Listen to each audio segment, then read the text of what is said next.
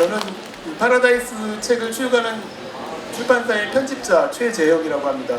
책이 반응이 예쁘다라는 분들이 계시고, 근데 펼쳐보고는 무섭다 뭐 이런 분들도 계시고, 이제 좀 설명이 필요한 그런 책이었던 것 같아요. 그래서 제가 영업도 맡고 있는데 그렇게까지 막 활발하게 판촉을 못해서 일단 여기서부터 기점으로 해서 퍼져나가도록 하려고 합니다. 소설과 사진을 결합한, 가장 간단하게 이렇게 말씀을 수 있지만 또 이 정말 세 분이 어떻게 만나게 됐는가 이런 이야기를 좀 듣고 싶고, 특히 소설과 사진의 만남, 이미지와 텍스트의 만남이 어떤 식으로 서로를 보완하고 부딪히는가, 그런 이야기를 좀 듣고 싶습니다. 이 책은 사실 표지에는 정주와 백민석, 황모가 이렇게 세 분 작가님 성함이 쓰여 있는데, 속표지를 열면 플러스 서경식이라는 이름이 있습니다. 2023년에 돌아가신 고석영 선생님의 기획이라고 저는 생각을 하기도 하고요. 서 선생님과 정주하 작가님은 후쿠시마 사고가 있어서 2011년부터 그 지역을 직접 돌아다니시고 사진을 찍으시고, 빼앗긴 들에도 복은 오는가라는 제목의 사진전을 일본과 한국에서 7차례 순회전을 하신 적도 있으셨고, 그 이후에 정주하 작가님이 후쿠시마를 계속 상시적으로 방문을 하셔서 어떤 식의 변화가 있고 어떻게 이어지고 있고, 변한 것은 무엇이고 변하지 않은 것은 무엇인가를 이제 사진으로 설명을 하고 계셨습니다. 그리고 이 사진의 주인공들인 소들도 만나고요. 그래서 이런 책을 어떻게 낼 수 있는가라는 통화를 두 분이 만나시고 저희한테 연락을 주셨고, 저희가 그러면 굉장히 재미있는 기획이 가능하겠구나라고 생각을 하는 상황에서 이제 서경철님이 돌아가신 이후에 저희가 만나서, 그리고 두 소설가 선생님들을 초대를 해서 사진을 같이 보고 이야기를 나눈 그런 책입니다. 오늘은 세 분 선생님들의 서로 질문과 대화, 저는 이제 시작을 하고 마무리 정도에만 이야기를 할 예정인데요. 이 세 분 선생님들끼리 사진으로 만났지만은 또 각각 작업을 따로 하시고, 그다음에 묶여진 책으로 다시 만났기 때문에 어떻게 이렇게 과정이 이어졌는 것을 좀 듣고 싶고, 그런 것들 자연스럽게 듣는 시간이 되었으면 좋겠습니다. 그리고 특전, 이런 데 오시면 특전이 있어야 돼서 오리지널 프린트를 5점을 오늘 북토크 5점은 도서전에서 책을 구입해 주신 분들께 추첨해서 5점을 드리고, 오늘 북토크에서 1점을 선생님이 추첨을 해서 선물로 드리도록 할 예정이니 돌아가지 마시고 끝까지 남아 계시고, 여기서 두 번의 기회가 있는 거죠. 책을 사신 분도 한 번의 기회, 오늘은 또 25분의 1의 기회. 오늘이 조금 더 높은 당첨의 확률이 있으니까 끝까지, 그리고 질문도 많이 해주셨으면 좋겠습니다. 예. 그래서 강연자 인사는 백민석 선생님, 황보가 선생님, 정주하 선생님이시고, 이제 간단하게 인사를 듣고, 시작은 사실은 어떻게 이런 경과의 책들이 나오게 됐는가가 궁금해서, 일단 정주하 선생님이 본인 선생님께서 찍으셨던 2011년 혹은 그 이전부터 사실은 이 문제를 선생님은 계속 작업을 천착해 오셨기 때문에, 그런 기본적인 설명을 선생님 사진을 프레젠테이션을 통해서 보고 나서 세 분의 대화를 듣도록 하겠습니다. 각자 간단하게만 인사를 해주시고 이후에 길게 말씀해 주시면 됩니다. 안녕하세요. 저는 소설가 백민성이라고 합니다.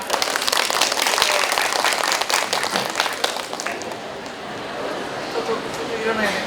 안녕하세요. SF를 쓰는 황보가라고 합니다. 네, 안녕하세요. 저는 사진을 찍는 정주하라고 합니다. 반갑습니다, 여러분.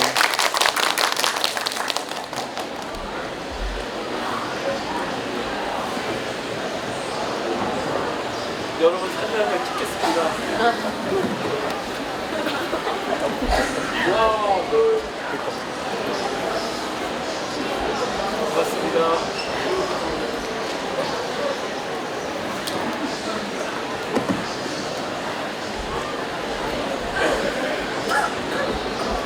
네, 그럼 화면은 저쪽 화면, 저는 되게 큰 화면인 줄 알았더니 좀 작긴 한데, 예. 오늘 책에도 나오는 사진도 있지만 그 이전 작품부터 선생님 설명을 아마 해주실 것 같아요. 그냥 앉아서 제가 말씀드려도 될까요? 네. 그래야겠습니다. 조금 저로서는 조금 낯설어요. 왜냐하면 제가 활동하던 범위가 사진을 하는 분들이고, 이렇게 모여서 얘기할 기회가 많지는 않아도 그래도 덜어 있었는데, 그때마다 사실 제가 무엇을 하는지를 대충 알고 있는 분들이기 때문에, 그때 만났을 때는 그저 앞에 거는 조금 이렇게 빼고 그냥 본론으로 쑥 들어가도 큰 문제가 없었는데 지금은 제가 조금 여기 오기까지 파라다이스 작업을 하기 전까지 뭘 했는지를 조금 말씀드려야 할 것 같아서 약간의 좀 지루할 수 있겠지만 저의 핵 에너지 관련 작업의 첫 번부터 조금 몇 장 소개를 좀 드리고 이야기 좀 나눠보기로 하겠습니다. 좀 불안이라고 하는 제목이 좀 얄궂으실 텐데 아마 이번에 파라다이스라는 단어도 저희가 중의적으로 쓴 거잖아요. 그거를 생각해 보시면 이 사진 찍는 이 사람이 이런 걸 좋아하는구나라고 눈치를 채실 텐데 저것도 제가 그러니까 불에 관한 작업을 한 거예요. 불 에너지 그리고 또 핵 에너지인데 불안하다는 거 엔자이어트라고 하나요? 영어로 그 불안하다는 것과 불 안쪽에 있다는 거를 이렇게 약간 비틀어서 두 개의 중의적으로 제목을 붙였던 겁니다. 이런 작업이에요. 이게 이제 고리에서 찍은 건데 혹시 그 동해안의 고리라고 하는 곳을 아시죠? 우리나라의 최초의 그 원자력 발전소 1978년에 첫 상업 발전을 시작했다고 그래요. 그때 이제 박정희 대통령 시절이죠. 그때 우리나라에 처음으로 상업 원자력 발전소 운전을 했던 곳이라 지금은 1호기가 폐쇄가 된 걸로 알고 있습니다. 근데 저희가 저러한 작업을 할 때 갖고 있었던 생각은 은폐된 불안에 관한 이야기예요. 지금도 거의 비슷하지만 발전소 주변 옆에서 낚시질을 하거나 수영을 하거나 조개 캐먹는 분들이 많이 있어요. 핵발전소라는 게 간단히 얘기하면 우라늄을 플루토늄을 이런 얘기 무시무시한 단어들이 거기잖아요. 뜨거운 불이 이렇게 오르락내리락 하고 그걸 식힌다고 바닷물 끓여서 이렇게 식혀서 밖에 내보내고 터지지 말라고 수증기를 만들어서 터빈 돌려서 전기 만들고 나머지는 버리고 또 찬물 가져다가 쓰고 하니까 결국 이 발전소 안에서 밖으로 나가는 물은 발전소 안에 소위 말하는 방사능을 조금씩 머금은 것들이라고 해도 크게 틀린 건 아닌데 그걸 수치로 재면 위험한지 안 한지는 모르지만 그것을 보고 느끼는 게 있을 텐데 그 주변에서 수영을 하거나 애들 데리고 이렇게 즐거운 걸 하거나 이렇게 낚시를 하거나 여기는 울진이라는 곳이거든요. 여러분들한테는 조금 멀어서 잘 알려지지 않았을 수도 있어요. 영광이나 고리는 좀 많이 알려졌어도 울진이나 월성은 많이 안 알려졌는데요. 어쨌든 이러한 곳을 찾아다니면서 그 주변에 사는 사람들의 일상적인 거 아주 평범한 사진 특별하게 사고가 났다든지 병에 걸려서 누가 아픈 이 얘기가 아니고 그냥 평범한 일상의 모습인데 그 안에 내재됐던 불안에 대한 이야기를 사진을 찍어서 2018년에 전시를 했습니다. 아트 선재라는 곳에서 했죠. 그때 2008년입니다. 죄송합니다. 우리나라 쇠고기 파동 혹시 기억하세요? 그 해입니다. 3개월 동안 전시를 했는데 3개월 내내 그 전시장 앞에 아트 선재 앞에 방패들 아저씨들이 점심 먹고 누워 자고 제 작품을 그렇게 지켜줬어요. 그랬던 기억이 생생합니다. 여기도 울진입니다. 근데 그냥 겉으로 볼 때는 잘 안 보이지만 전면에 드러나 있는 사물 저 뒤에 보이는 봉분같이 생긴 두 분, 이제는 많은 분들이 우리나라 국민들도 이제 매체에서 홍보를 하니까 방송을 하니까 조금은 이해를 좀 하실 거라고 생각합니다. 그 작업을 끝내고 나서 전시를 2008년에 끝내고 나서 이제 다음 작업, 보통 작가가 한 테마를 끝내고 나면 그 다음으로 넘어가서 저는 그 다음 작업을 바람에 관련된 작업을 하려고 했어요. 왜냐하면 저를 조금 더 아신다면 제가 유학 갔다가 돌아와가지고 1993년에 들어왔는데 그 이후로 땅의 소리, 땅에 대한 거, 서쪽 바다, 물에 대한 거 눈치채신 분들이 이미 얘가 지수화풍 얘기구나 금방 아실 텐데 지수화풍이라는 큰 말도 안 되는 화두를 던져놓고 땅 찍고 바다 찍고 그 다음에 불 찍고 남은 게 바람이잖아요.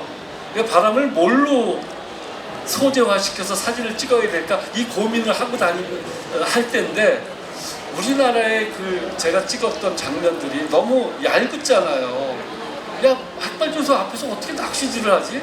수영을 하고 막 이런 생각이 들어서 일본이나 미국이나 다른 나라는 어떻게 관리를 하나 하고 궁금해했었어요. 그래서 우연히 이제 미국 갈 기회가 있고 캘리포니아 쪽, LA 쪽에 이제 아는 지인이 있어서 갈 기회가 있어갖고 거기에 있는 샘 오너프레라고 하는 발전소를 찾아갔었어요.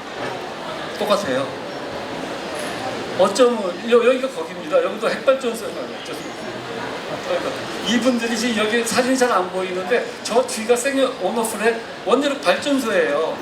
근데 앞에서 저러고 있고 이거는 이제 칼라 네가티브로 찍어갖고 제가 스캔을 스스로 받는 바람에 컬러가 좀 깨졌는데 레이저가 안 나와. 저 이 사람들 앞에 있는 거 저 뒤에 희그무리하게 보이는 거 저게 발전소 모습이에요. 저렇게 가까운데 개 데리고 산책하고 수영하고 서핑하고 이러고 있다는 거죠. 근데 처음엔 좀 어지럽더라고요. 근데 우리나라도 앞으로 여러분들이 이제 오늘 이후로 저 주변을 가면 그 근처에서 파는 조개나 회를 사드실 수 있을지 참 한번 궁금해. 나중에 다음에 만나면 여쭤보고 싶은데요. 이건 일본이에요. 일본의 다카시마라는 곳인데 여기 자전거 타고 갔어요 제가. 저 오사카까지 배 타고 가서 오사카에서 여기까지 한 300km 되나 200km 넘을 거예요. 무지하게 먼 거리를 왜 자전거 타고 왔냐면 이제 한번 맞서보는 거죠. 너는 원자력 에너지냐 나는 허벅지 에너지다. 죽기 살기를 해서 갔는데 여기도 마찬가지로 이렇게 고기 잡아먹는 거예요. 저 멀리 보이잖아요. 저기 3기가 있어 3기. 우리나라 영광은 6기가 있는데 여기는 3기가 있어요. 근데 그 앞에서 저렇게 고기를 잡으면서 너무나 행복해하는 거예요. 일본은 낚시질 하는데 하루에 1,000엔씩 우리나라 돈으로 10,000원 내야 돼요.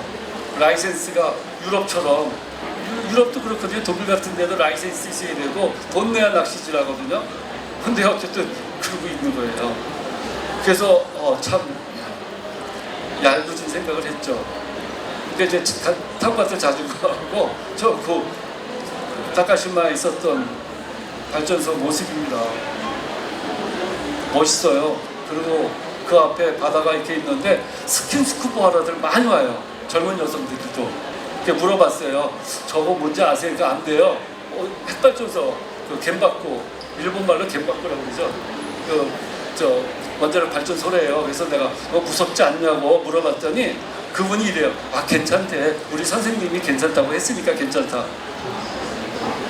일본인 특성이죠. 일본의 데모가 별로 없다면서요.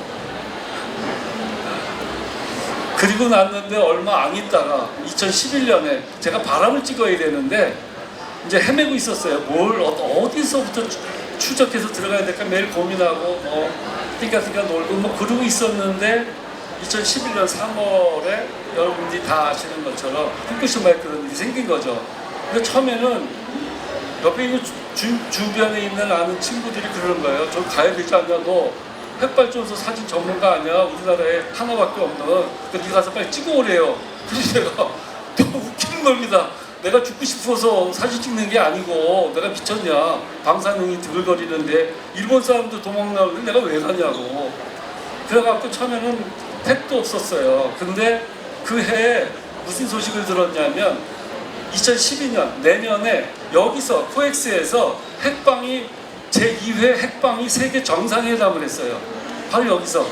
그때도 여기서 전시 앞에서 했었는데 저 사진 가지고 불안불안 사진 가지고 그게 있는다는 거예요. 근데 생각해보세요. 옆집에서 지금 불났잖아요. 일본에 불나갖고 난리인데 세계 정상들 26개국의 정상들이 모여갖고 핵방위라는 거는 원자폭탄 얘기잖아요. 요즘 저쪽 이란하고 이스라엘하고 그 문제 때문에 난리. 그 논의를 한다는 거 아니에요. 이북을 겨냥해서. 야 이거 우리나라가 이렇게 위험한 곳이구나. 그래서 좀 각성을 시켜야겠다는 생각이 좀 들었었어요. 제 그러니까 사진가로서의 의무랄까 사회적 의무 이런 게 조금 발동을 시작을 해서 그 해에 준비를 해가지고 가려고 하는데 어떻게 가야 될 줄 몰랐어요. 너무 길면 안 되죠. 조금만 더 할까요? 그래가지고 고민하다가 서경 선생님한테 제가 좀 부탁을 좀 드렸어요. 제가 이렇게 저렇게 이제 지인을 통해서 알게 돼갖고 마침 한국에 나오신다는 걸 알고 제가 책으로만 알고 있다가 직접 이제 뵙게 됐어요. 사실 중간에 혹시 한홍구라고 하는 역사학자를 아시는지 모르겠는데 한홍구 선생을 통해 가지고 서경 선생을 만나게 해달라고 했고 서경 선생이 한국에 오셨을 때 이제 뵙고 함께 갈 수 있는지가 아니라 제가 가는데 좀 도움을 좀 주셨으면 그렇게 청을 드렸는데 그해 11월에 함께 갔죠. 서기 선생님 네 분하고 그 다음에 한홍구 선생하고 주변에 있는 몇몇 사람하고 한 10여 명이 후쿠시마를 가게 된 겁니다. 11월 6일 날이었어요. 돌아가시기 마지막 날 도쿄에서 선생님을 만난 것도 11월 6일이고 정말 묘한 인연인데요. 어쨌든 그렇게 해서 후쿠시마를 다니면서 사진을 찍었고 제목에 대해서 조금 의아해하거나 좀 불만인 분들이 좀 있으셨어요. 왜냐하면 저 제목은 여러분도 다 잘 아시다시피 우리에게 되게 소중한 제목이잖아요. 특히 일본과의 관계에 있어서는 우리가 식민 지배를 받으면서 그것을 넘어서야겠다는 우리 국민들의 어떤 애달은 이러한 염원 같은 것이 들어있는 시의 제목인데 이거를 일본 사람들 좀 힘들다고 선뜻 가서 제목을 주면 어떻게 하느냐라는 질타가 좀 있었어요. 그래서 참 설왕설래하면서 우리가 논의를 좀 했는데 마지막으로 내린 결론은 일본 내에서의 저 도호쿠 지방, 동북 지방이라는 표현인데 저 후쿠시마라는 지역이 일본 내에서도 에너지 식민지다. 요 표현이 이제 우리나라에서도 쓰여지고 있습니다. 제가 지금 전북 완주군 경천면에 사는데요. 가까운 곳에 영광이 있잖아요. 영광에도 발전소가 6개가 있는데 거기 분들이 이제 이 용어를 쓰기 시작해요. 에너지 식민지. 서울 사시는 분들 조금 있으면 거리 차등제를 둘 거예요. 전기세. 그래서 가까운 데 사는 사람은 전기세 좀 싸게 내고 서울 사람들 좀 많이 내는 이런 일을 할 것인데 거기 중심에 지방 그 에너지를 생산하는 지역이 에너지 식민지라고 해서 오랫동안의 고통이 묻어있는 제안일 겁니다. 그게 어쨌든 그래가지고 그 오신 분들 우리 같이 의논을 했던 서희 선생님이랑 한홍구 선생과 전화 논의를 해서 그렇기 때문에 그들 또한 식민 지배를 받는 것 같다. 그 도호쿠 지방 후쿠시마를 중심으로 하는 그러니까 그분들을 위해서 이 제목을 쓰는 것이 그렇게 무리스러운 일은 아니지 않겠는가라고 사실은 우리가 합의를 해서 지금까지 이렇게 저 제목으로 쓰고 있습니다. 요거는 좀 특별한 사진이긴 한데 그 후쿠시마 현내에 고리야마라는 도시가 있어요. 조그만 여기에 조선 학교가 있습니다. 조선인 학교 초등학교 중등가정이 있는 걸로 알고 있는데요. 우리가 여기 가서 11월에 한참 공부해야 되는 시기였는데 아무도 없는 거예요. 피난을 다 보내가지고. 근데 교감 선생님이 나오셔가지고 얘기하시기를 애들은 피난을 보냈는데 운동장에 내려앉은 방사능을 긁어내서 처리를 한다. 이걸 이제 일본말로 재염이라고 하더라고요. 재염 작업을 해야 하는데 교육부, 일본의 교육부에서 이 돈을 안 주는 거예요. 그래가지고 자기네가 이 포크레인으로 긁어서 저 끝에 파란색 천으로 이렇게 쌓여 있잖아요. 비늘처럼. 그걸로 덮어놓는 거예요. 못 버리고. 저거에 들어간 돈이 우리나라 돈으로 1,000만 원인데 당시에 지금 생각하면 1,000만 원이 뭐 학교 입장에서 별게 아니라고도 생각할 수 있지만 가난한 조선인 학교에서 1,000만 원은 작은 돈이 아닌 거예요. 그러니까 우리가 한국에서 완 우리를 보고 그 교감 선생님이 굉장히 좀 뭐랄까 그 소갈이 하는 모습으로 이렇게 해서 돈이 들어갔는데 이거를 일본 교육부에서 안 준다고 끌탕을 하시던 그러한 모습, 그러한 목소리가 지금까지도 귀에 쟁쟁합니다.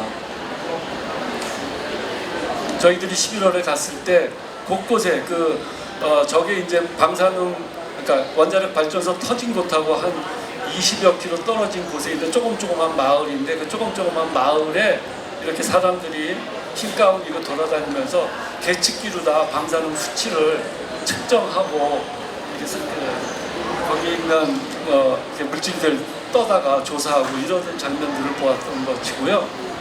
이게 이제 그 들판에 쓰나미로 의한 그 핵폭발로 우리가 대부분 알려져 있죠.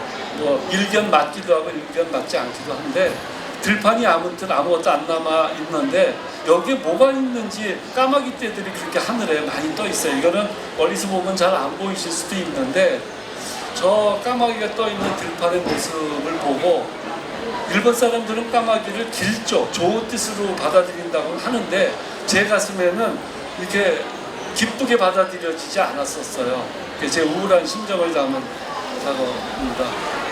이제 이런 작업들이 이제 이거는 그 빼앗긴 드레드 보문과 이후에 이제 작업을 해나간 그런 것들인데 조금 극적으로 보이실 거예요.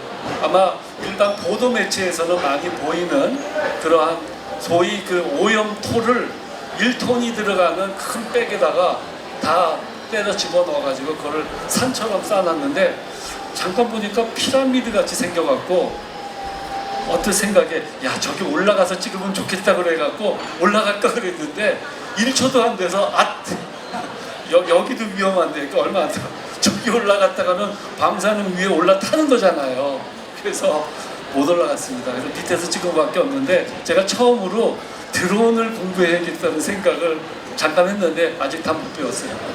아직 찍을 줄은 모르는데요. 그런 사진입니다. 이것도 그냥 보면 잘 모르는데 저기 계측기에 숫자가 써 있어요. 0.979. 이 0.979라는 이 숫자를 여러분들은 독해를 하실 수가 없어요. 이게 무슨 숫자인지 모르잖아요. 정확히 얘기하면 0.979 밀리시버트인데 저거를 계산하는 방법은 저거 곱하기 24를 해요. 하루가 24시간이니까 1시간에 0.979 마이크로시버트, 밀리시버트가 아니라 마이크로시버트니까 그러니까 저거 곱하기 24 곱하기 365를 하면 1년치 총량이 나오죠. 그런데 이걸 뭐하고 비교해야 되냐면 잘 아시는 것처럼 IAEA라고 하는 국제단체가 있잖아요. 이것도 사립이더라고요. 유엔이나 이런 데 산하는 아니고 사립이긴 하지만 거기에서 제한하는 인체에 해롭지 않은 리미트의 한계가 1년에 1밀리시버트 1000 마이크로시버트라고 해요. 그러면 지금 이 지역이 이거를 아까 말씀드렸던 것처럼 0.979 곱하기 24 곱하기 365 해가지고 몇 밀리시버트가 나오는지를 비교해보면 여기에 선 사람이 1년에 먹을 방사능 양의 몇 배를 지금 먹고 있는지를 쉽게 계산할 수가 있어요. 그렇게 하는 겁니다. 혹시 다음에 가실 분들이 계시면 이걸 보고 계산기로 해가지고 지금 나 3배 먹고 있네. 금방 배부르겠네. 뭐 이러시거나 여기는 뭐 아직까지 뭐 마이너스네. 뭐 이렇게 계산하시면 됩니다. 궁금하시면 해보세요. 정확히 다 있으시니까. 이거는 이제 쓰나미에 의한 그 들판 카시마라고 하는 해안이 있어요. 그러니까 핵발전소 터진 그 주변의 해안을 돌아다니면서 찍은 건데요. 그 주변에 이러한 풍경들이 2021년, 22년, 23년 그 시기에는 여전히 그대로 남아 있었는데 저런 작업들은 사실 제 책에는 수록하지는 않았어요. 제가 빼앗긴 드레드 보면 오는가라는 작업으로 책도 내고 전시도 했지만 그거의 목표는 거기 사람들의 고통이나 피해 입은 거를 드러내는 저널리즘에 입각되어진 어떠한 고발성 작업이 아니고 그럼에도 불구하고 여전히 첫째 자연은 아름답고 우리들의 삶은 여전히 지속되어야 하며 우리가 앞으로 미래를 어떠한 태도로 갖고 가야 하는가 이런 얘기를 하고자 하는 것이 사실은 제 사진집 빼앗긴 드레드 보문가 속에 들어있는 이야기입니다. 그래서 이거는 그냥 여러분들께 처음으로 공개하는 거예요. 이런 상황도 있었다 보여드리고요. 요게 이제 오늘 얘기하게 될 파라다이스 희망목장의 입구예요. 저 입구를 가면 저렇게 그 지금 희망 목장에서 소치기를 하고 있는 이 목장의 주인이 아니었고 이 목장의 목부였어요. 목부, 일꾼. 근데 목장 주는 사고가 딱 나고 나니까 목부한테, 일하던 자기 일꾼한테, 야, 국가에서 소들을 전부 죽여서 없애라고 하니 네가 남아서 살처분 버리고 너도 피난 가라 하고 피난 가버렸어요. 다 버리고. 근데 이 가나자와라는 이 약간 도른 사람이죠, 말하자면. 이 인간이 그걸 거절한 거예요. 나는 못 죽이겠다. 내가 가족처럼 키우던 소를 어떻게 다 죽여버리냐. 잘못은 네가 하고 왜 소보로 죽으라 그러냐. 좀 이상한 생각이잖아요. 우리나라도 조류독감 오면 닭들이 수십만 마리가 죽어가는 거 잘 아시죠? 돼지도 그렇고. 사실 누구 잘못으로 걔네들이 죽어야 하는지 동물권에 관심이 있으신 분들은 다 한 번씩들은 생각하고 있는 지점일 거라고 생각을 하고, 여기도 마찬가지입니다. 그래서 그런 것 때문에 하여튼 뭐 사생결단, 뭐 핵폭탄은 안 된다, 방사능 반대, 이런 얘기들을 하고 있는 곳이고요. 저기에 이제 같이 손들과, 여러분들 제가 이 사진은 상징적으로 보여드리고 싶었던 게 제 그림자 때문이 아니라 제 그림자 좌우에 또 뒤에 보이는 저 검은색 톤백이라고 거기는 부르던데 저기에 뭐가 들어있겠어요? 맛있는 풀이 들어있을까요? 그게 오염초들, 그런 데서 긁어 모은 것들, 이런 것들을 담아 넣어서 버려야 되는 거잖아요. 어떻게 처리해야 돼, 땅에 묻거나. 근데 그거를 여기 갖고 오는 거예요, 이 주변에. 그럼 소들이 저걸 먹고 있는 겁니다. 그래서 이번 그 파라다이스 책에 제 그 일기를 잠깐 넣어놨는데 그 일기 말미에 그런 얘기가 잠깐 들어있기도 합니다.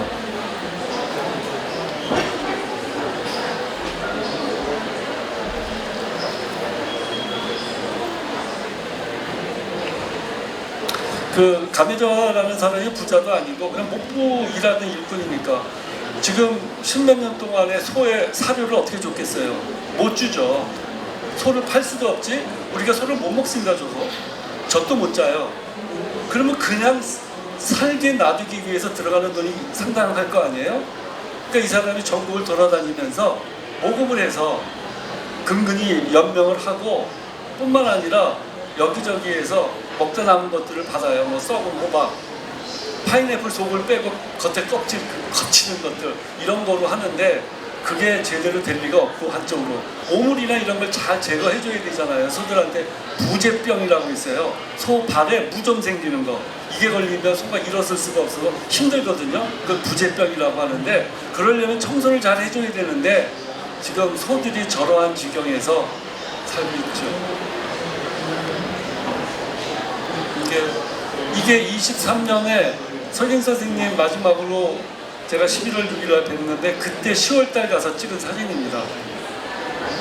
소들이 저런 데서 이렇게 뭔가를 먹고 살아가고 있죠. 그래서 그 희망목장이라는 곳에서 그 소들을 찍은 거를 가지고 이런 작업을 해서 이번에 두 분 선생님의 그 협업으로 함께 무슨 책이라고 명명은 못하는데 출판사 쪽에서 포토로망이라는 이름을 주셨어요. 그래서 재미난 새로운 장르로 한번 만들어 보면 어떨까 이런 생각이 드는데 이 포토로망이 만들어지게 된 겁니다. 요거는 조금 설명이 필요한데요. 요거는 칡넝쿨들이에요. 이 희망목장이 있는 곳에서 멀지 않은 곳에 조그만 야산이 있는데 거기에서 내가 뿌리를 처음에는 찍으러 갔었는데 뿌리보다 이 칡넝쿨들이 보여요. 그래서 이 칡들을 찍었는데 이 칡이라는 게 되게 수명이 길거든요.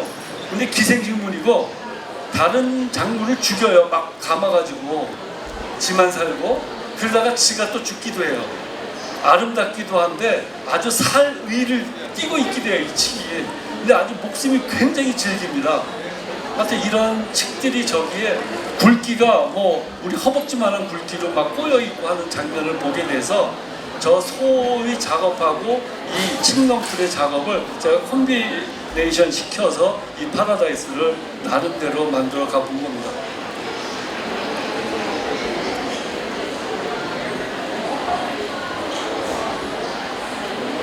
그 요즘은 그 디지털화가 돼가서 이 흑백 사진 보는 것이 이렇게 흔하지는 않은데요. 이 작업들은 전부 필름으로 찍었고, 그리고 전부 자가 현상하고 프린트를 이다지에다 해서 만들어낸 것입니다.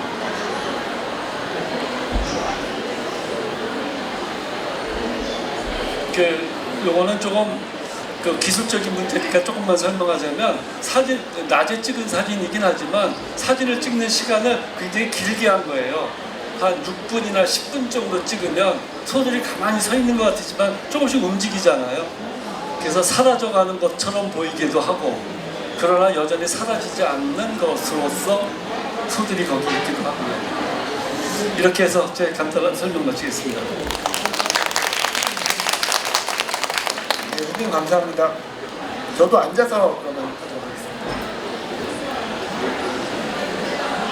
방금 저희는 책으로밖에 구현을 못했지만 앉아서 선생님이 사진을 직접 보여주실 때는 저희가 다 가서 봤습니다. 그래서 진짜 이게 전시로 빨리 볼 수 있으면 좋겠다는 생각을 해보고요.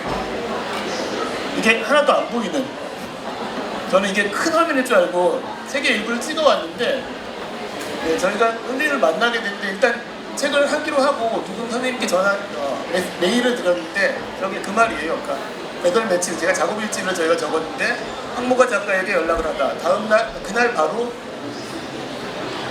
수긍하는, 그러니까 같이 하겠다는 메일을 주셨고, 백민수 작가님도 바로 그날 제 메일을 주셔서 저한테는 굉장히 큰 감동으로 남아서 이게 어려운 작업이라고 생각했는데, 그래서 저희는 이렇게 만나서 서촌에 카페에 갔는데 정주환 선생님이 굉장히 큰 프린트를 갖고 오셔가지고 이렇게 양해를 구하고 막 펼쳐서 봤었던 거예요.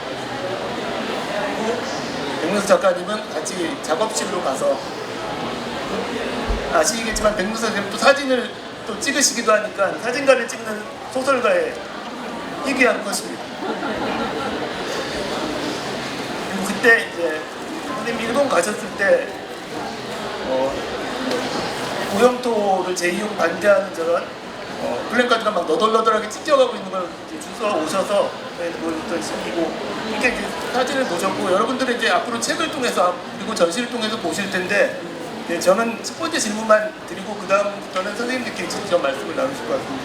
제일 궁금했던 것은, 네, 많이 그러실 거예요. 정주환 작가님 제 사진 어떻게 보셨어요? 소설가 선생님이 제 글을 어떻게 보셨어요라는 그런 생각들을 하실 텐데, 어떤 생각을 가지고, 저는 전반적인 내용들 어떤 생각을 가지고, 그리고 어떤 작품이 특히 여러 사진을 보면서 이 한 장의 사진으로 시작을 해야 되겠다, 뭐 그런 게 있을 수도 있을 것 같고, 그런 것들에 대한 기본적인 생각들을 좀 여쭙고 싶습니다. 백민석 선생님.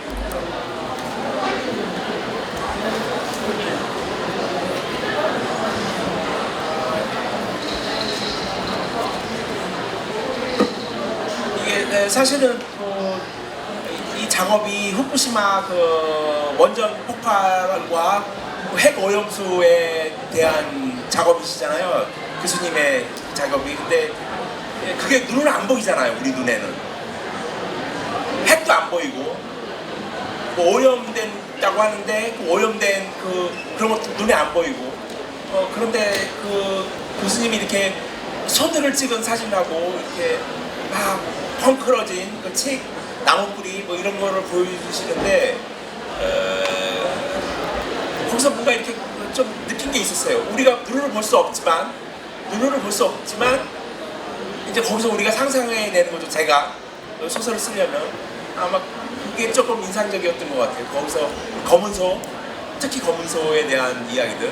사실은 그 검은 소는 어디에나 있죠. 우리나라에도 있을 거예요. 아마 저렇게 생긴 검은 소는 우리나라에도 있고, 또 일본에 오염수가 없는 그런 깨끗한 지방에도 검은 소가 있긴 할 겁니다. 그래서 거기에 있는 검은 소들을 찍어도 똑같은 사진이 나올 거예요. 사실은. 그렇죠?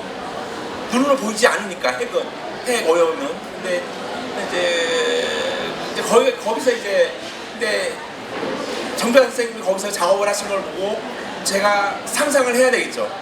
우리가 눈에 보이지 않는 거는 이제 제가 상상으로 거기서 보여줄 수 있게끔, 눈으로 읽는 사람들이, 독자들이 느낄 수 있게, 혹은 상상으로 볼 수 있게, 상상의 눈으로 볼 수 있게끔 만들어야 되는 그런 작업이 있어야 되겠죠. 그래서 그게 바로 제 소설이었던 것 같아요. 저는 작년에 처음 만나 뵀을 때 굉장히 크게 인화된 사진을 직접 들고 와주셔서 이렇게 시선을 이렇게 들여다보면 그냥 그 현장에 있는 것 같은 느낌으로 사진을 처음에 접했어요.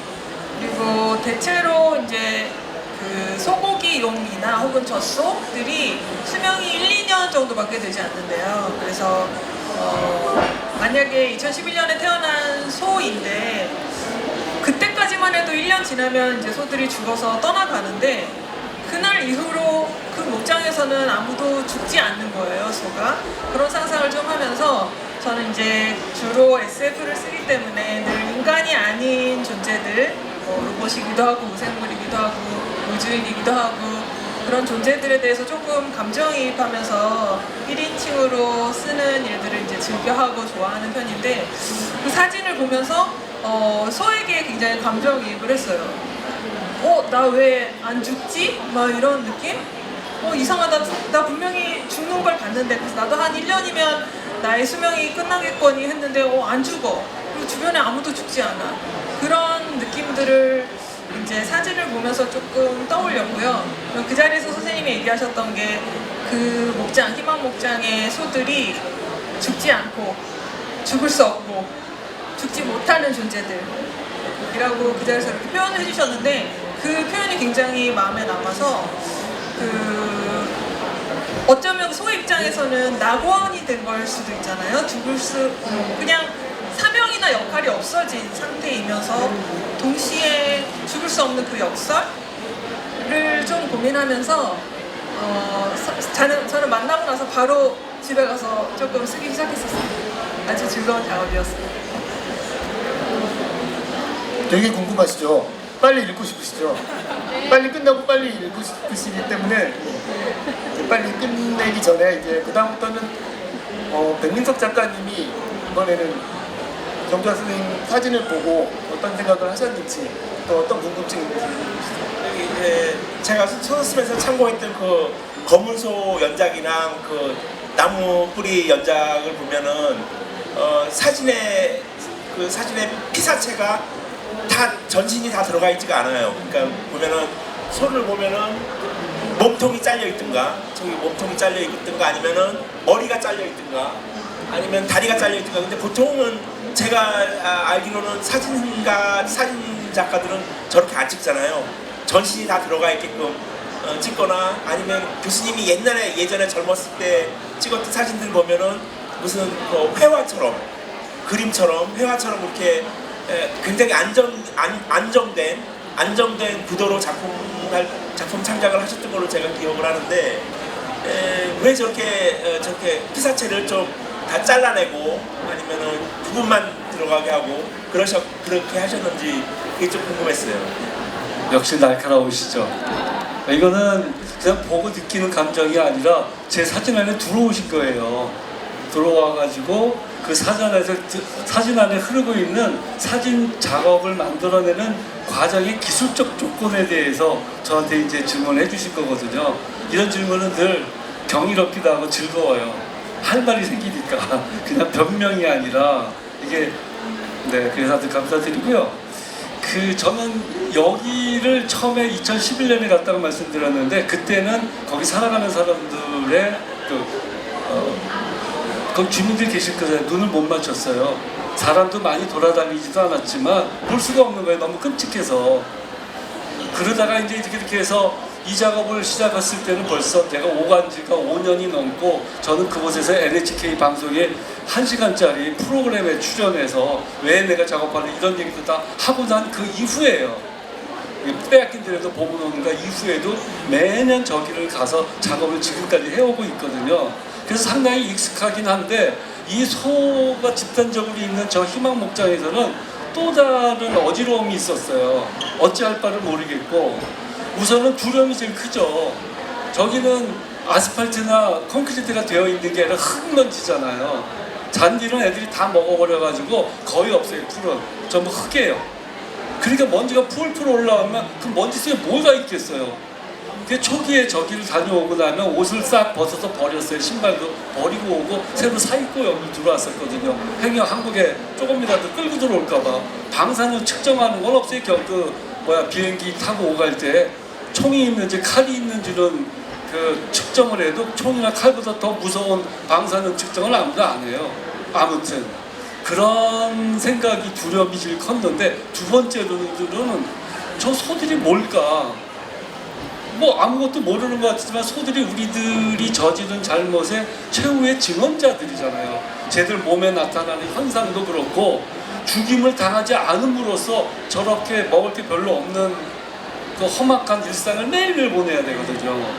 저기서 예전 같으면 수정을 인공 수정도 하고 뭐 이렇게 있었지만 여기는 그런 것도 없어요. 이제는 더 이상 경제적인 것이 투여되지 않으니까 이러한 삶을 계속 지나가야 되니까 쟤들을 마주보기가 좀 더 어렵더라고요. 그래서 처음에는 겉에서만 보다가 사진을 찍고자 하고 할 때는 자연스럽게 쟤네들 속으로 들어가게 되더라고요. 그래서 지금 말씀하신 게 뭐냐면, 네가 갖고 있는 카메라 프레임에 왜 사물에 전신을 전부 온전하게 담아내지 않았느냐, 왜 클로즈업에서 그렇게 가깝게 다가갔느냐, 이렇게 지금 말씀해 주신 건데요. 그거는 내가 그 속에 있기 때문에 그래요. 특히나 제가 이 작업을 할 때 썼던 핫셀, 주로 이제 카메라 석 대를 썼는데 3가지 타입의, 이 지금 보신 사진들은 대체적으로 정방형으로 사진이 찍히는 핫셀 블라드라고 하는 카메라로 찍었고, 대체적으로 표준 렌즈거나 50mm 광각을 주로 썼는데, 이거의 촬영 범위가 넓지가 않고 소들이 가까이 있기 때문에 내가 소를 하나만 딱 떼어내서 너 일로 와, 너 여기 서 해서 내가 물러나서 찍을 수 있는 상황이 전혀 아닌 거니까 소들하고 같이 움직이고 대체적으로 삼각대를 끌고 들어가거든요. 그러면 이게 막대기가 커서 소들이 무서울 텐데 얘네들은 그렇지 않았어요. 막 다가와서 킁킁거리고 나를 이렇게 접촉도 하고 이래 주는 거죠. 그래서 그런 부분이 저한테는 일단 제일 이렇게 찍게 된 제일 첫 번째 문제고, 두 번째로는 쟤들을 향해서 화면을 정렬할 생각은 없었어요. 아예 화면을 정렬해 모습이 아니고, 정렬한다든지 내가 그동안 작업해왔던 방식대로 사물 자체의 뭐 어떠한 형태를 드러내는 것보다 이 얘네들이 지금 갖고 있는 어떠한 지금의 상태, 또 얘네들이 제가 큰 화두가 죽음이었는데 그 죽음에 대해서 어떠한 모습으로서 여기에 이렇게 존재하고 있는가, 이것만 좀 드러내면 좋겠다는 생각 때문에 사실 깊은 생각 없이 저렇게 작업을 자연스럽게 했던 것 같습니다. 고맙습니다. 저도 그 연장선에서 지금 죽음을 화두라고 얘기하셨는데, 네. 사실 저는 작가님이 좀 궁금했거든요. 거기를 간다는 것 자체가 사실 굉장히 위험하기 때문에 어떤 정말로 본인이 죽음을 좀 각오하거나 결심해야 되는 상황이 아닌가 하는 생각이 좀 들어서 작가님의 그때 결심도 좀 궁금했어요. 예, 사실 이 대목은 좀 얘기를 잘 하기가 어렵죠. 사실은 많이 따지고 깊이 생각을 했으면 결행하기가 쉽지 않은, 그것도 한 번 갔다 오는 거면 몰라도 지속적으로 가는 거는 쉽지 않았을 거라고 생각이 드는데, 이제 제일 크게 저를 계속 지속적으로 갈 수 있게 만든 거는 사진가가 뭔가, 사진을 통해서 내가 사회적으로 이렇게 발언을 지금까지 해왔는데, 그런 사진가의 의무라는 표현은 조금 약간 좀 들떠있는 단어일 수 있겠지만, 왜 하는가, 사진 작업을 이걸 통해서 너가 뭘 하려고 하는가 라고 하는 것이 아마 좀 작동을 했던 것 같아요. 근데 내가 한국에서 불안불안 작업을 안 했으면 모르겠는데 이미 한국에서 했단 말입니다. 그리고 이미 알고 있었어요. 방사능이 갖고 있는 무서움이라든지 이것이 우리 주변에 존재하다가 문제가 생기면 어떨 것이라고 알고 있었는데, 처음 후쿠시마를 접하고 나서 무서움이 있었지만 작업을 시작하게 되면서는 그것을 넘어서서 내가 뭔가 이렇게 드러내야 하는 것이 있는 게 아닌가, 이런 생각이 좀 더 크게 작동을 했던 것 같아요. 그리고 한홍구 선생이 한 말인데, 같이 가면서 다들 이제 마이크로버스에 타고 가는 거예요. 가는데 성인 선생님 사모님께서는 미역 쪼가리를 요만한 거를 성냥갑처럼 묶어놓은 상품이 있었어요. 그걸 열어서 하나씩 주는 거예요, 먹으라고. 이게 뭐냐고 그랬더니 미역이래요. 근데 이거를 먹으면 방사능이 몸에서 좀 빠져나간대요. 요드가. 여러분들 방사능이 제일 먼저 치는 게 갑상선암인 거를 뭐 대충 매체에서 많이 들으셨을 거예요. 근데 일본은 특히 그런데 이 좋은 요드가 발생이 되는데 나쁜 그 방사능 속에 들어있는 나쁜 요드가 들어와서 좋은 요드를 몰아내니까 다시 미역이나 김이 좋은 요드를 우리가 먹어서 나쁜 요드를 밀어내야 되는 거예요. 그래서 상품으로 팔아요. 그 방사능 추출에 좋은 그거를 이분이 사갖고 와서 주셨고, 그러니까 이제 버스 안이 좀 이렇게 가라앉잖아요. 갑자기 별 생각 없이 막 가자고 으쌰으쌰 가는데 그때 한홍구 선생이 그러더라고요. 그래도 혼자 죽는 것보다는 낫잖아, 여러 시간이니까. 그 말이 굉장히 위안이 돼요. 근데 거기에 왜 그러냐, 거기 가면 사람이 아예 없어도 나 혼자 있으면 괜찮은 모르겠는데 거기 일하는 사람 요시자와도 거기 있고 저기에 또 제가 처음에 가면 미나미 소마라는 곳을 가는데 3분의 1 정도가 다 피난 갔지만 여전히 한 4만 정도가 거기 살고 계셨어요. 6만짜리 도시였는데 그러니까 여전히 거기도 사람이 살고 있고 그분들은 마스크도 안 써요. 상당히 이제 한편으로 체념을 했는지 모르지만 어쨌거나 그래서 약간 무심해진 부분도 있습니다. 정교하지 못한 사고 때문에 그럴 수도 있고요. 그래서 내가 무슨 숭고한 마음으로 죽음을 각오하고 뭘 했다 이거 아니고요. 그런 정도로 자신감 있는 사람은 아니고 다만 그런 약간의 무심함과 또 내가 눈으로 보면서 나 말고도 다른 사람들이 거기 같이 있으니까 뭐 어떻게 되겠지 뭐 이런 생각이었던 게 더 크지 않았을까 싶습니다. 이런 책을 기획하면 서로의 작품을 보여드리고 그러면 소설이 왔는데 정주환 선생님 어떻게 생각하셨을까를 좀 되게 또 걱정을 하게 되고 선생님 소설 보셨어요? 뭐 이런 식의 이제 질문을 하게 되는데 저도 좋았다는 말씀도 하셨지만 구체적으로 어떻게 느끼셨던가를 오늘 그때 만나고 지금 처음 뵙는 거니까 선생님은 이제 각 소설가 선생님께 소설 어떻게 보았는지 궁금한 게 있다면 좀 질문을 해주시면. 저 아까 대기실에서 선생님하고 얘기를 했었는데 제일 처음에는 사진집을 우선 생각하셨었대요. 소설가가 끼어들 걸 생각하지 않으셨다고 얘기를 살짝 들었습니다. 죄송합니다. 끼워 넣어버렸다. 이런 사적인 얘기를 좀 드려도 되려나 모르겠는데 여기 오신 분들이 아마 정주환은 몰라도 서경식은 다 아시고 오셨을 거라고 생각이 들어요. 제가 2023년 10월에 갔다가 10월 말쯤에 갔다가 11월 6일날 서경선 내고 아마 2, 3일 더 도쿄에 머물다가 돌아왔는데 왜 서경선 선생님을 다시 찾아뵀었냐면 이제 그 사이에도 우리가 여러 번 후쿠시마도 같이 가고 뭐 그래서 좀 친해지기도 했는데 제가 이 작업을 저 이래봬도 사진가거든요. 그러니까 전시도 해야 되고 뭐 책 사진집도 만들어야 되고 뭐 이런 꿈이 있잖아요. 그리고 뭐 나름 조금 알려진 작가니까 이렇게 왔다 갔다 하면 좀 어디서 받아주려니 했는데 제가 우리나라의 몇몇 미술관에 좀 컨택을 했었어요. 시립이나 국립 쪽으로. 왜냐하면 이런 다 아시겠지만 전시하려면 돈이 좀 많이 들어요. 그러니까 그런 데서 컬렉션 해준다는 약속이 없이 하게 되면 집 팔아야 되거든요. 제가 완주군에 있는 집 팔아봐야 뭐 전시 한번 하고 나면 뭐가 남겠어요. 그래서 찾아갔었는데 거절을 당했어요. 두 군데에서. 이유는 그거예요. 당시가 이제 윤정부 때, 윤정부가 막 들어서 갖고 이게 탱충할 때예요. 그 기운이. 이제 그분들은 친핵 발전이잖아요. 지금은 반반으로 나뉘어져 있지만. 그러니까 미술관에서 눈치가 보인다는 거예요. 정부에. 지금 막 발전소를 원자력 발전소를 이렇게 하고 재생에너지를 줄이겠다 뭐 이런 생각을 하고 있는데 국립이나 시립은 다 정부하고의 관계가 있잖아요. 거기서 돈을 내려와야 운영하는 거고. 그러니까 큐레이터들이 머뭇거린다고 약간 빼는 거예요.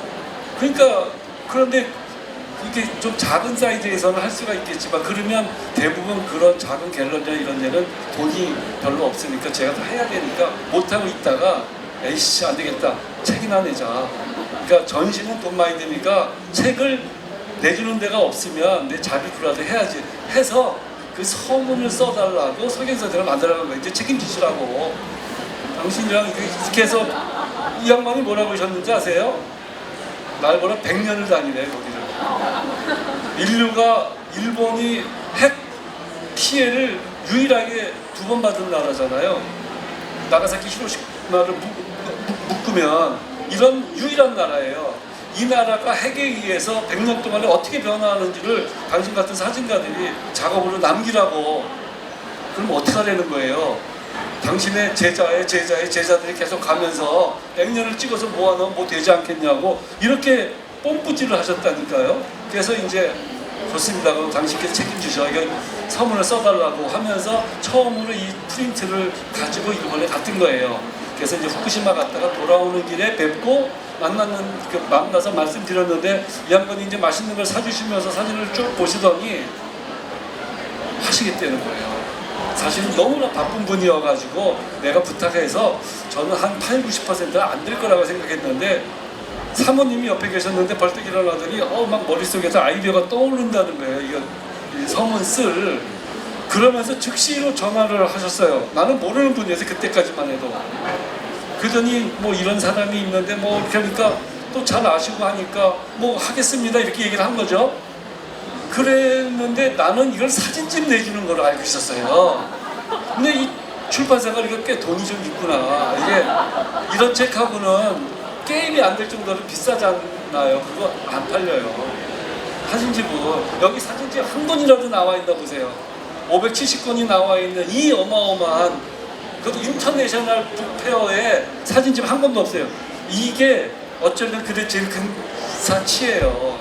그만큼 사진집은 팔로도 없고 돈도 많이 들고 그래서 나는 굉장히 부자인 줄 알았어요.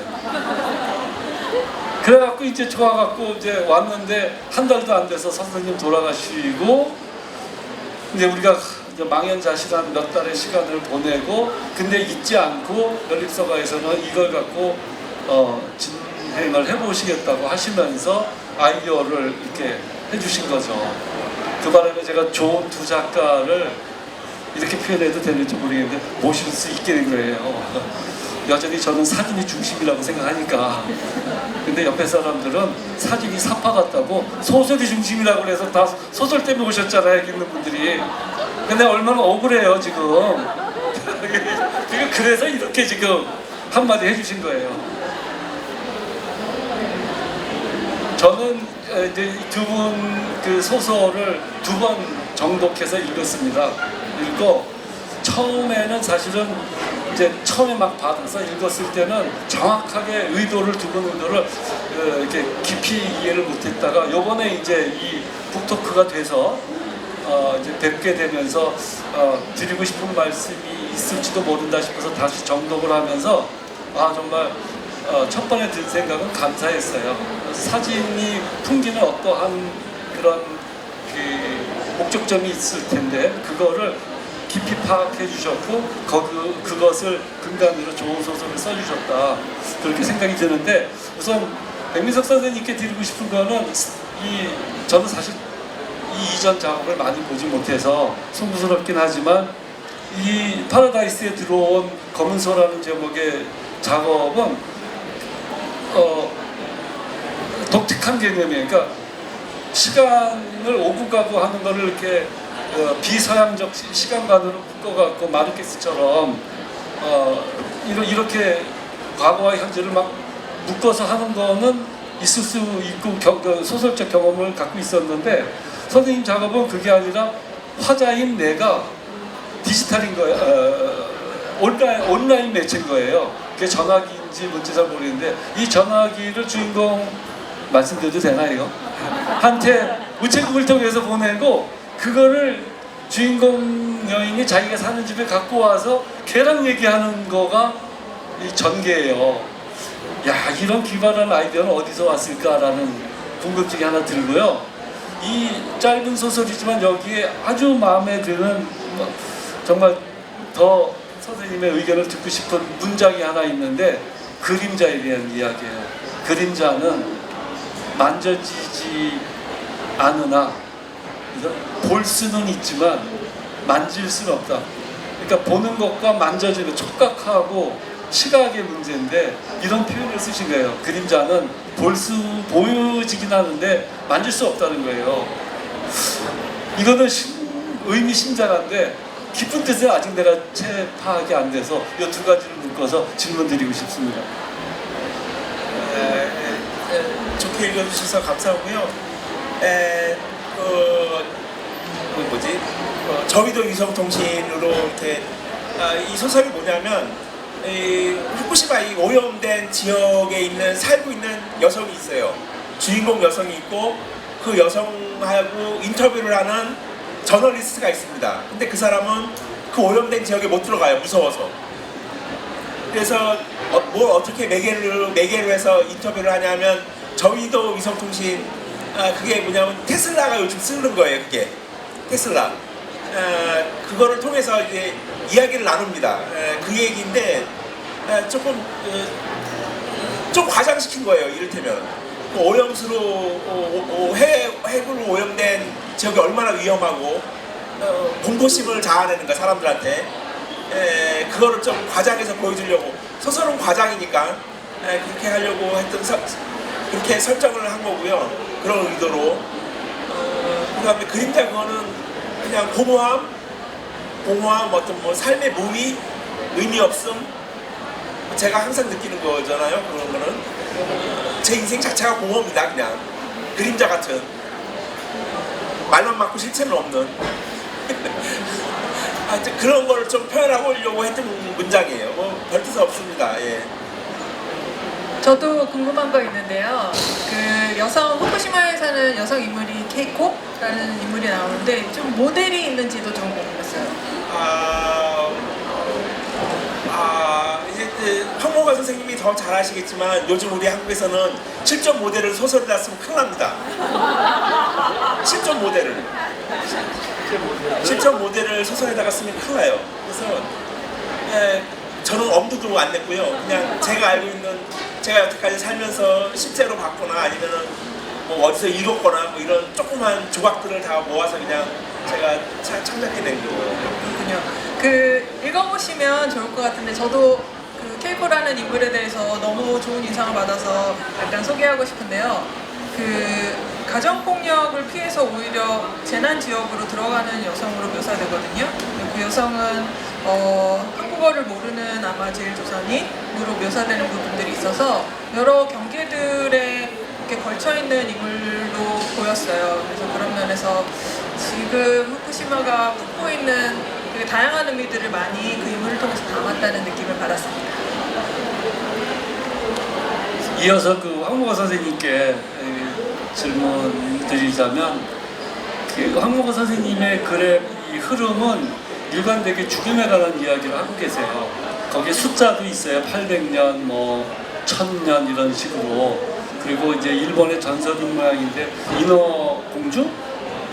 인어공주의 뭐 살을 먹으면 뭐 오랫동안 뭐 영생한다 뭐 이런 얘기를 하면서 그러니까 줄곧 그 죽음에 대한 이야기인데 이 소설의 모티브가 제 작업이라고 저는 알고 있고 그런 제 작업에서 저랑 대화를 나눈 것도 있지만 제 작업에서 어떠한 그 감성적 부분이 도드라져서 선생님의 죽음을 화두로 한 이 소설이 나오게 됐을까 이게 첫 번째로 궁금했습니다. 예. 네, 그 처음에 만나 뵈었을 때 선생님 저는 SF를 쓰는데요 라고 이렇게 말씀을 드렸고 선생님이 너무 흔쾌하게 뭐든지 좋다고 혹은 이제 멀리 가봐도 좋겠다고 얘기를 하시는 거여서 진짜 막 치고 나가도 좋다고 이렇게 허락을 받았었고요. 이제 실제하는 지금 문제가 있고 그 문제를 또 너무 멀리 갈 수는 없어서 이제 고민하다가 저는 800년 후를 배경으로 좀 삼았어요. 사실 찾아보니 이 방사능 물질들의 반감기는 몇백 년, 몇천 년 수준이 아니라 막 몇만 년이라고 하니 우리가 지금 현재의 문제라고 느끼는 거가 아마 800년 후가 되어도 여전히 비슷한 현재 진행형의 문제일 거라는 생각이 좀 들었고요.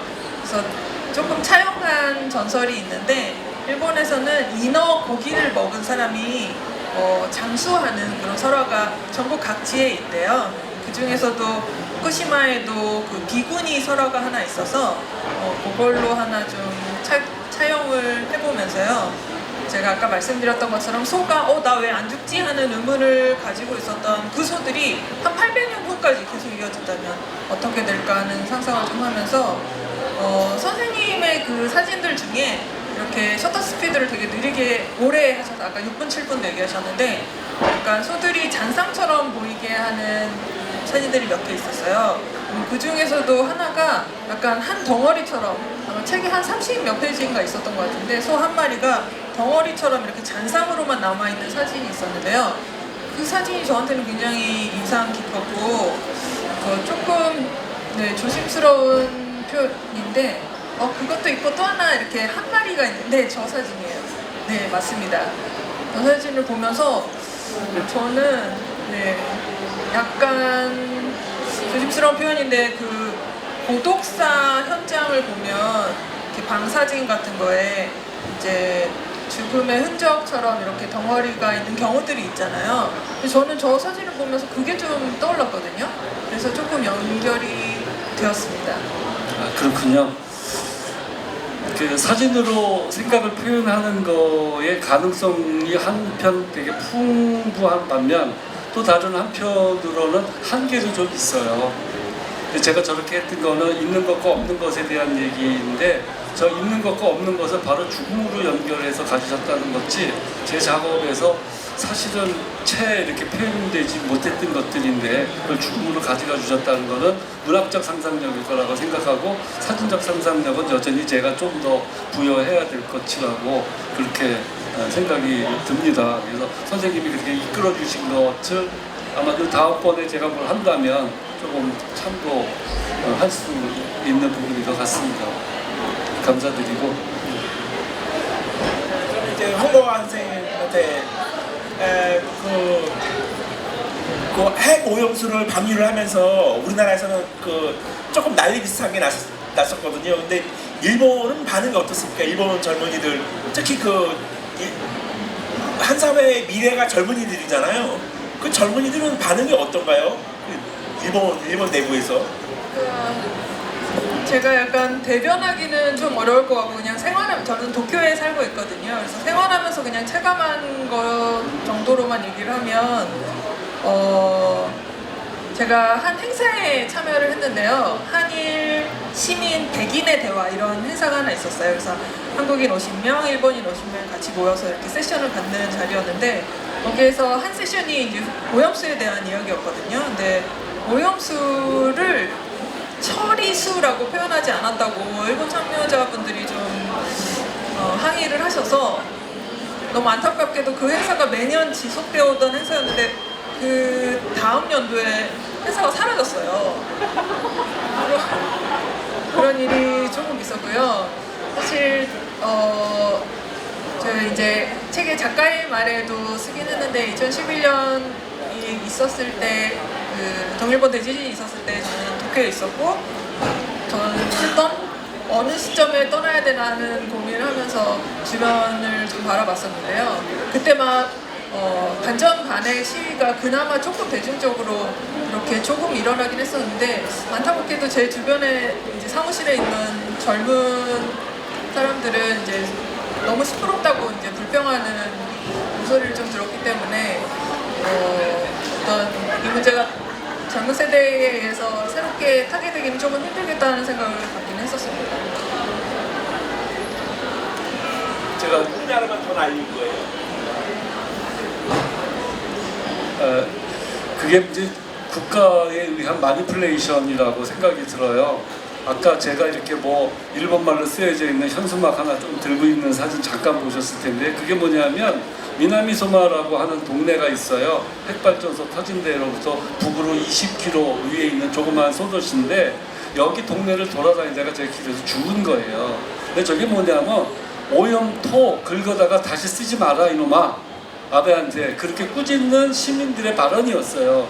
그 이야기는 지금 오염수만 얘기하지만 오염수는 전 세계 사람들한테 지금 되돌려주고 있는데 오염토는 이 양반들이 바다에 멀릴 수가 없으니까 그걸 가져다가 여기다 쓰는 거예요. 길 닦는데 밑에다 집어넣기도 하고 농토를 객토할 때 갖다 넣기도 하고 이래서 그 제가 2011년부터 16년, 7년까지 다니면서 보았던 그 많은 오염토들이 지금 가면 상당량이 사라졌어요. 거의 없습니다. 근데 이거를 일본 국가가 특히 아베 정권 때까지, 지금 기시랑은 좀 다르게 일지 어떨지 모르지만 그 공식화했었어요. 우리는 오염토를 재사용하겠다. 왜냐하면 그 행정적인 결정을 내릴 때 무슨 일이 있었냐면 후쿠시마에서 나온 오염토를 다른 현에서, 다른 지역에서 받아주면 국가에서 대폭 지원해주겠다고 손들라고 했는데 어떠한 지역 사회에서도 손든 적이 없어요. 못 나가는 거예요, 반주를. 후쿠시마에서 밖으로. 그 후쿠시마 어딘가에 있었어요. 그 후쿠시마라는 데가 우리나라 강원도 같아서, 우리 강원도는 태백산맥을 좌우로 보통 형성되어 있잖아요. 거기는 료젠이라는 산맥을 좌우로 형성되어 있어서 계곡이 굉장히 많거든요. 계곡에 가면 전부 그 아까 보셨듯이 시커먼 그 톰백이 산처럼 쌓여 있었어요. 그 내가 볼 수 있는 건 전부 사진 찍어서 가지고 있거든요, 채집해서. 이런 것들이 지금 2023년에 가봤더니 거의 다 없어진 거예요. 이제 앞으로 가보면 또 더 확실하게 알 수 있을 터인데요. 이처럼 국가는 지우려고 해요.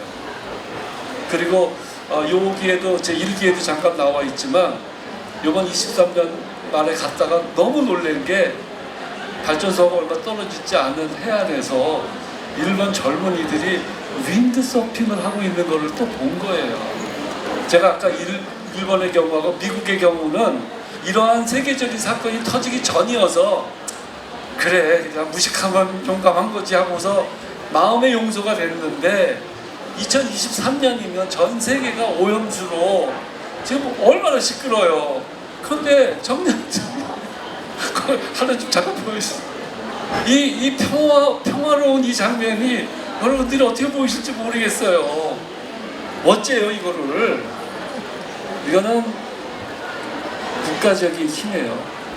국가가 무엇인지 우리가 정말 깊이 생각해 봐야 되는 지점이라고 봅니다. 이 지점은. 우리는 그러면 어떤 국가에서 어떠한 마니플레이션 속에서 우리는 살고 있는지도 돌아볼 지점이기도 할 거라 생각됩니다. 그리고 사실 그 빼앗긴들에도 보면 오는가 사진전은 사실 일본에서 많이 화제가 되기도 하였고요. 그리고 사진 중에 저도 이제 기억이 나는데 그 쓰나미로 차올랐던 물 흔적이 이렇게 보이고 그 위에 시계가 하나 있거든요. 근데 그 시계가 계속 가고 있어요. 몇 년 후에 찍으셨는데 근데 그 사진도 굉장히 유명하기도 하고 저는 오히려 작업을 통해서 이번에 처음 알게 되었는데 주변에 있던 일본인 지인들이 선생님 알고 있고 그 사진을 떠올리고 있고 그렇거든요. 그래서 물론 일본이라는 국가적인 상황이고 정부가 또 해야 할 일들이 있긴 하지만 이렇게 선생님의 작업이 의미 있는 것처럼 한국 시민사회의 목소리나 움직임도 꼭 필요하다고 생각합니다. 여러 가지 준비한 질문이 더 많았는데 이제 청중 분들의 이야기도 듣고 싶고 방금 그 시계 사진도 여기 나와 있고 저도 그거에 지금 뭉클했는데 석영 선생님께 정주환 선생님이 이제 사진을 보내주시면서 쓴 글, 이 시계 아직 움직여요. 전지가 남아있는 건지 아니면 누군가 태엽을 감아놓은 건지 그러면서 그는 사진 한 장을 보여주었다. 후쿠시마현 미나무이 소마시의 요양시설 벽에 걸린 시계가 찍혀 있었다. 벽에는 바닥에서 1.5m쯤 위로 선이 그어져 있고 그 선 안에는 검게 면색되어 있었다. 지진의 해일이 덮친 흔적이다. 나는 동일본 대지진과 후쿠시마 제1원자력 발전소 사고 3개월 뒤인 지난해 6월 처음 그곳을 찾았다. 그 장면은 NHK의 프로그램으로 방영됐다. 사고 발생 뒤 10개월, 내가 처음 방문한 뒤 7개월. 많은 목숨을 빼앗긴 그곳은 그때 폐허 그대로였고 벽의 시계는 변함없이 시간을 재고 있었다.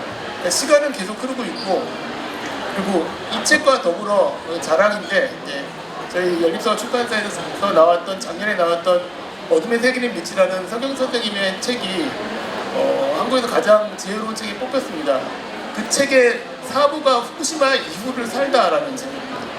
후쿠시마 이후는 지금도 계속되고 있고 그런 현재를 이 시계도 가고 있듯이 그런 이야기와 함께 저희는 조금 이 책을 통해서 사진과 함께 상상력을 넓혀서 좀 여러분과 함께 이야기해보고 싶었습니다.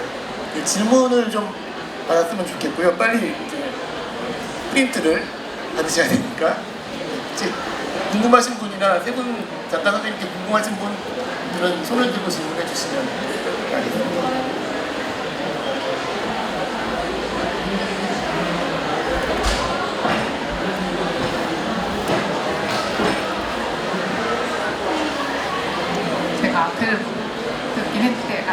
단순한 질문인데 정부가 바뀌었으니까 사진 박물관 미술관도 새로 생겼고 혹시 그럼 전시 계획은 아직도 없으신 건지 궁금하고 그때도 뭔가 이렇게 작가님들이랑 콜라보 같은 것도 계획하고 계신지 궁금하고 제가 매일 일본을 갔다가 이제 일주일 정도 머물면서 뭘 하고 올 건데 뭘 하려고 하는 거가 그 전시 문제를 좀 의논하려고 해요. 사립미술관인데 몇몇 그 시민들이 모여가지고 미술관 운영하는 아주 작은 사이즈의 미술관 두 곳에서 요청이 있어요. 그래서 아마 올 9월부터 올해 안에 두 군데에서 전시를 하지 않을까 싶은데 첫 번째 전시하게 될 그 미술관의 이름이 조로관, 일본말로 우리말로 바꾸면 아침미술. 왜 아침미술이냐면요, 양희은의 아침미술이라는 노래를 너무 좋아해서 그 미술관 주인이 이름을 아침미술관이라고 붙인 거고요. 두 번째는 아우슈비츠 미술관입니다. 두 군데가 다 전부 평화 관련 전시를 주로 하는 미술관이에요. 상설 전시를 하면서 이제 초대전으로만 하는. 그래서 이 아우슈비츠 미술관에서는 제가 2016년인가 그곳에서 빼앗긴 대로도 보고 내가 전시를 했고, 그곳에서는 제 모든 작품을 전부 구매해 준 곳이기도 해요. 그래서 이번에 가서 전시 일정이나 뭐 이런 것들을 의논하고 올 것이고, 한국에서는 아직 없어요. 개인 그 갤러리에서 요청이 하나 있는데 감당을 제가 할 수 있을지 모르겠어요. 개인 미술관이라고 하면 우리 예술가들이 전시를 그냥 개인적으로 하면 모르지만 좀 크게 하려면 문예진흥원이나 이런 데 기획서를 내가서 약간의 도움을 받던가 아니면 시립이나 국립 이런 데에서 전시를 해야 어느 정도 좀 지원도 나오고 그래요. 근데 이게 팔릴까요? 사시겠어요 이거? 그냥 준대니까 가져가신다고 그러는 거지. 솔직히 저거 100만 원 정도 가격일 텐데 저거 사시겠냐고요? 안 사요. 그러니까 우리가 저거를 이딴거렇게 만들어서 1000만 원 그러면 다들 그냥 욕하고 나자빠질 거 아니에요. 그러니까 사실 하기가 어려운 거예요. 그런데 이거를 도움을 받을 주체가 싫어하는 거거든, 이 주제를. 그러니까 우리 같은 사람들은 여러분들 것만 보고 사는데 이제 여러분들이 알아서 하세요. 이제 나도 몰라. 저희 출판사는 돈이 많아서 이런 책까지는 할 수 있었습니다. 그 뒤는 더 돈이 많은 국가가 좋은 일에, 진정한 좋은 일에, 국민을 일에 쓰셨으면 좋겠고. 또 질문 있으신가요?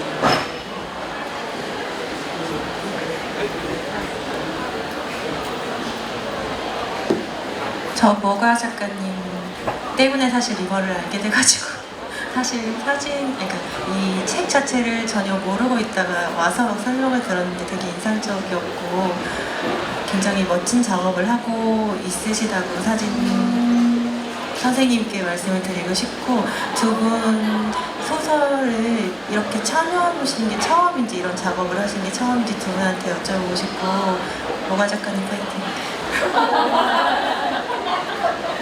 감사합니다. 저는 미술관이나 전시에서 한번 연락을 주셔서 어떤 특정한 전시에 대해서 이렇게 전시를 관람하시는 분이 QR코드를 찍어서 이렇게 책을 읽을 수 있는 그런 제안을 한번 받은 적이 있어서 그렇게 작업을 한 적이 있었는데요. 이 사진을 아예 모티브로 삼아서 그 사진의 이야기를 이렇게 끌어오는 작업은 처음이어서 저도 아주 신선하고 재밌었습니다. 백미석 작가님께도 이제 여쭤보고 싶은데, 이런 선생님께서는 사진도 찍고 거기에 글도 붙이는 걸로 알고 있거든요. 근데 그거 말고 타인의 작업, 사진 작업에 대해서 나의 작업을 묶어가지고 연대해서 이렇게 작업을 내신 적이 과거에도 있으세요? 오늘 이번이 처음이에요. 네. 그렇죠. 그래서 그게 어떤 생각이 드시고 어떤 느낌이시고 어떤 비전을 갖고 계신지 좀 궁금해요.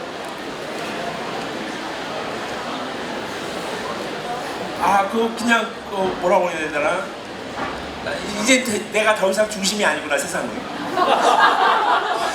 이제 세상의 중심은 이제 정주환 선생님, 이번 경우에는 정주환 선생님이고 나는 그 옆에 서 있는 뭐 이렇게 달.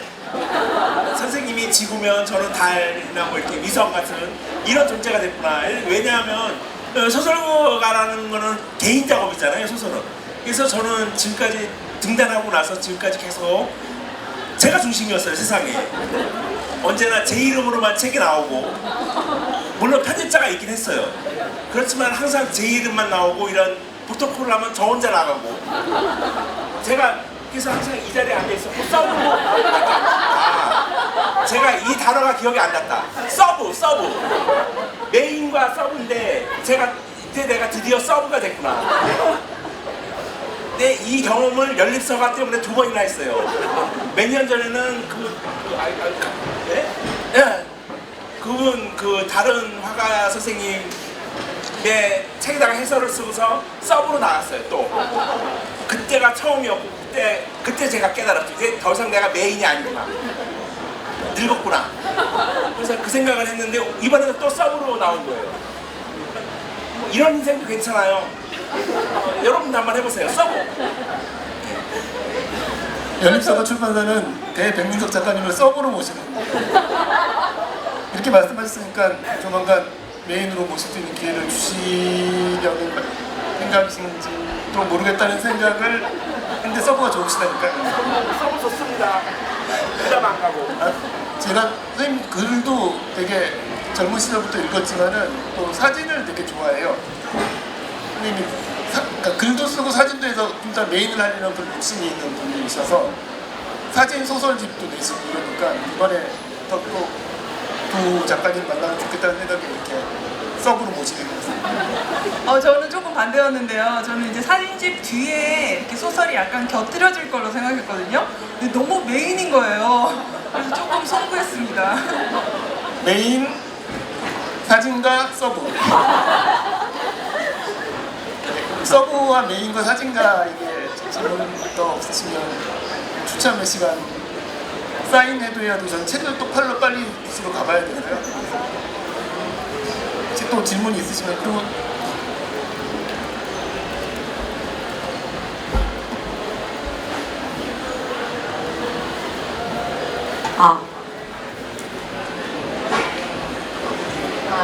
이거 강의 토크 잘 들었고요. 들으면서 계속 들었던 생각은 사진가님이 지금 하신 이 작업이 뭔가 폐기나 이런 것에 대한 사회 문제를 되게 크게 다루고 있다고 생각을 하는데 저도 사회 문제에 대해 관심이 많아서 예전에 뭐 원자력에 피폭된 사람들의 다큐멘터리를 좀 되게 많이 찾아봤던 적도 있고 한데요. 근데 저는 그런 사회 문제들을 보고 계속 뭔가 시위에 참여하고 이런 것들을 하면서 좀 세상이 쉽게 바뀌지는 않잖아요. 그리고 이런 목소리를 들어주는 사람도 많지 않고 그래서 그러한 행위를 하는 것이 가끔은 되게 무력하게 느껴지기도 하고 그래서 내 존재 자체가 이상한 건가? 내가 계속 이런 것에 관심을 두는 게 이상한가? 라고 생각이 들 때가 많았어요. 좀 더 외롭다고 느껴질 때. 그래서 혹시 사진가님은 그런 단계는 이미 지나가셨는지 아니면 작업을 하다가도 그런 기분을 느끼시는지 그리고 그럴 때가 있다면 어떻게 해결하시는지에 대해서 좀 궁금합니다.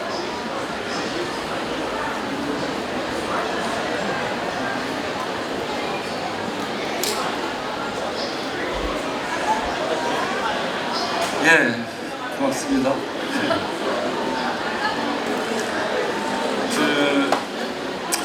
제가 서영 선생님한테 느끼면서 서영 선생님이 좀 일찍 돌아가신 거 알죠? 73세에 돌아가셨죠?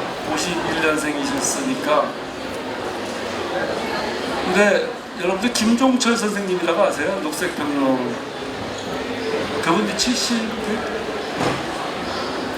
그 주변에 자신으로 인해서 파생되지 않은 어떤 걱정을 쌓고 사는 사람들이 명을 이렇게 긁지 못해요. 여러분들 전 또한 몇 살까지 사셨는지 아시죠? 근데 이게 잘 모르겠어요. 왜 이런지 모르겠는데 제가 지금까지 들은 얘기 중에 제일 큰 명답은 DNA에 들어있대요. 그렇게 사는 사람은 그런 거라는 거죠. 그래서 말려도 안 되는 거고 방법이 없다는 거예요.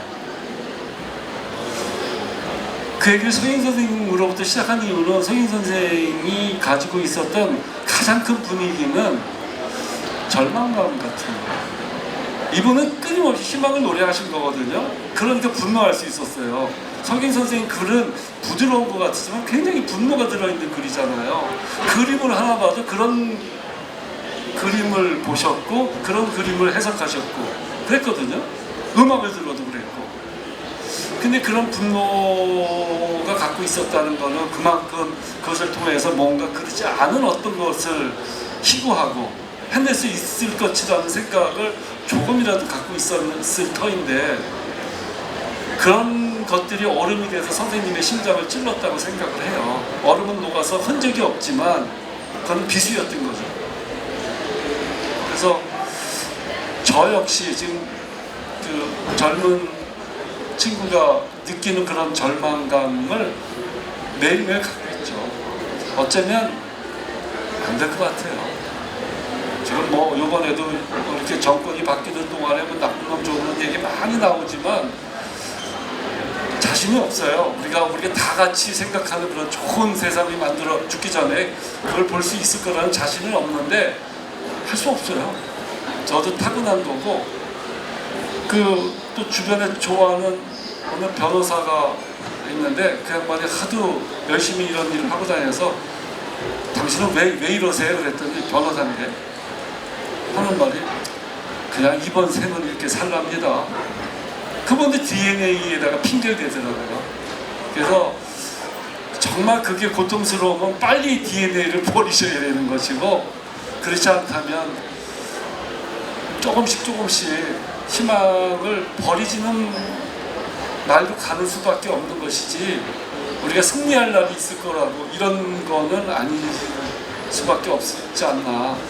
제가 길지 않은 세월이지만 서인 선생님한테 느꼈던 그 깊은 의미의 그런 절망감 같은 거를 옆에서 느끼면서 또 김철수 선생님을 뭐 자주 뵙지 못했지만 그런 분들의 흔적을 따라서 살면서 내 삶을 좀 조율하고 해보고자 하고 했었던 마음을 다 묶어서 생각해 보면 지금 이렇게밖에는 말씀을 못 드려서 죄송합니다.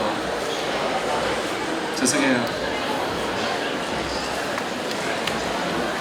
시간이 조금 남지 않아서 제가 마지막으로 광고를 드리자면 너무 오늘 의미 깊은 시간이었기 때문에 또 지속적으로 북토크를 좀 이어가 보려고 합니다. 9월 11일 경우 예상되어 있는데 연립서가 인스타그램 찾아오시면 정보를 올리도록 하겠고요.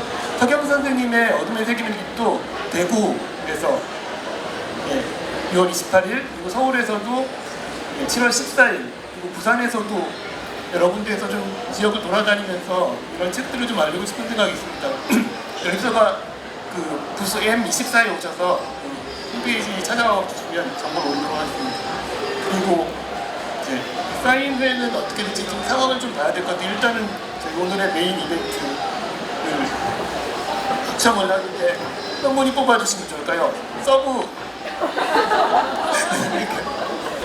뽑아주시면 사진가분이 증정을 합니다.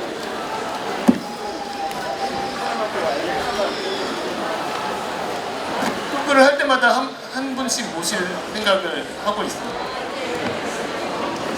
23번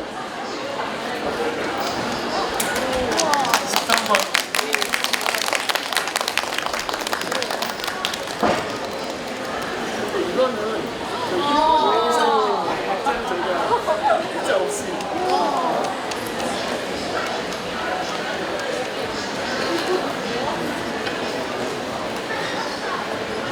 그냥 드리는 거니까 사진 설명 조금만 하고 기술적인 얘기만 내용 말고 좀 하고 드리겠습니다. 요거는 사이즈가 8x10인치라고 우리가 보통 부릅니다. 8x10이고요. 프린트는 피그먼트 프린트예요.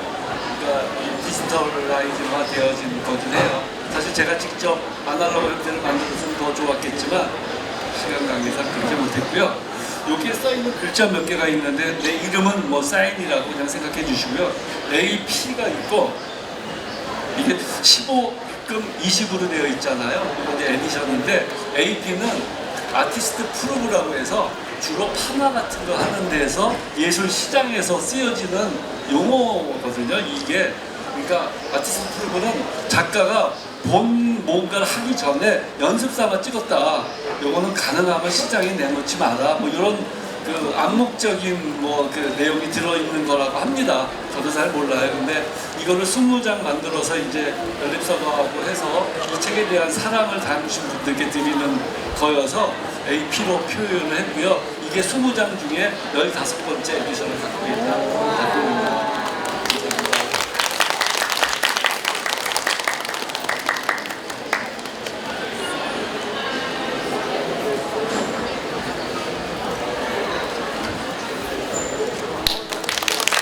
행사장이 4시 30분 전에 또 해야 돼서 저희가 부스가 큰 출판사가 아니고 돈만 많은 출판사는 부스가 너무 작기 때문에 여기서 한 15분 정도 혹시 가능할까요? 더?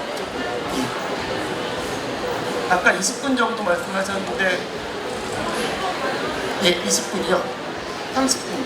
그래서 사인을 좀 받으실 분들은, 책을 갖고 계신 분들은 사인을 받으시고, 책을 못 구하신 분들은 예, 여기서 구입이 가능하긴 합니다. 근데 계산은 저희 포스가 저기 M24 있기 때문에 예, 그쪽으로 와서 해주시고